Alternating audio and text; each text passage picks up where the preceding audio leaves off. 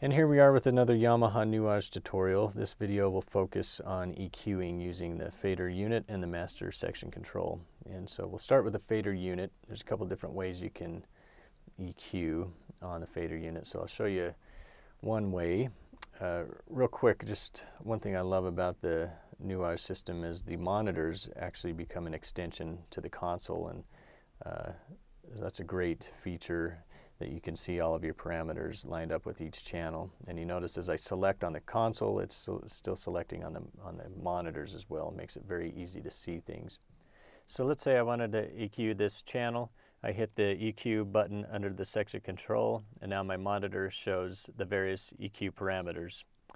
The section control buttons 1 through 4 will select which EQ band I will be adjusting. So if we want to make adjustments to EQ band number 2, I make sure that button is selected, and now my encoders for that channel become the parameter control.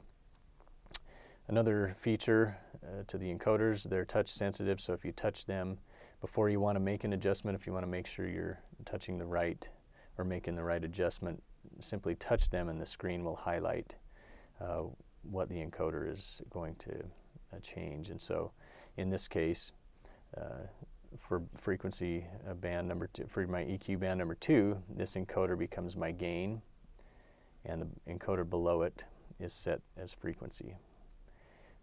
And if I hit the yellow button below that second encoder, now I'm adjusting my Q for that band.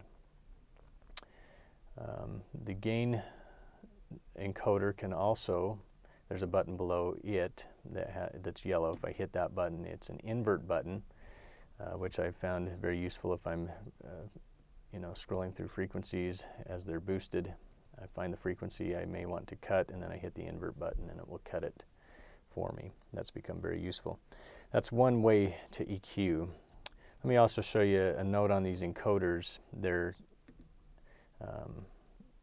you notice if I click on them, I can toggle between fine adjustment and coarse adjustment.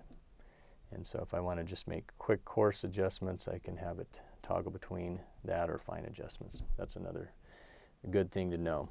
Now the other way to EQ is to hit the edit button, and that will pull up a selected channel view, and you notice you can see various parameters on the channel. For those of you that are familiar with Yamaha digital consoles, this is called the selected channel view.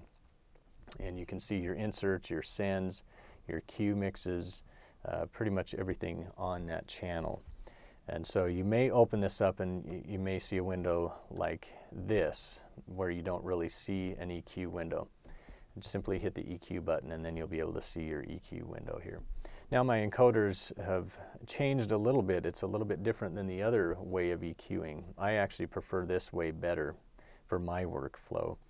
And you notice I have these first 2 encoders are for band number 1. These are for band number 2, band number 3, and band number 4. I no longer have to select which band over here under the section control. Again, it's entirely up to you and your workflow how you do this. Let's say I wanted to make adjustments. This is my gain encoder. This is now my frequency encoder and my Q. And I also have the option to select type, EQ type, by clicking on that encoder and selecting it. So very, very handy there. Now one other note, this edit window will stay open no matter what channel is selected. You notice I'm selecting different channels, but that edit window is not changing. It will not change. It will stay open until I hit the edit button again, and then I'm back out to this window. I can also have 2 edit windows open at the same time. I can select different channels and they stay up until I click out of them again. So just a few features there. Now we'll go ahead and move over to the master section and show you how to do the same thing. And now we've moved over to the master section. I'll show you how to do the same thing over on this section. It'll be important to understand that we're going to use the touch screen to view our window here. So if you click I currently have the transport showing up in the touch screen. If I click EQ, now I have the EQ window open here. It's important to understand that whatever channel is selected, either by using the fader bank or the arrow keys on the master control, Whatever channel is selected is what will show up here on this screen. Okay, there's a couple different ways we can make adjustments here. I'm first going to select a channel that has no EQ on it for the demonstration purposes. Now I only have one row of encoders here, and so you'll notice on the touchscreen there's actually two rows that you can select, and whichever row is selected is what your encoders become. The first row is your gain and your frequency for each band. So you have 4 bands of EQ, and let's say we want to turn on band 2. So we turn that on. The next encoder is my frequency adjustment for band 2.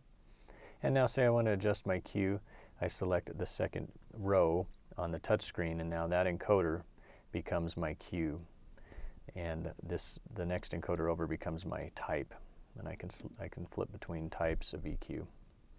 So that's how you do it on the touch screen. You can also just click and drag on the screen, and each time you click on the screen, you'll notice it assigns a number, and that becomes your EQ adjustment via the touch screen. So a couple different ways you can do things. Again, quickly making EQ adjustments without using the mouse very effectively.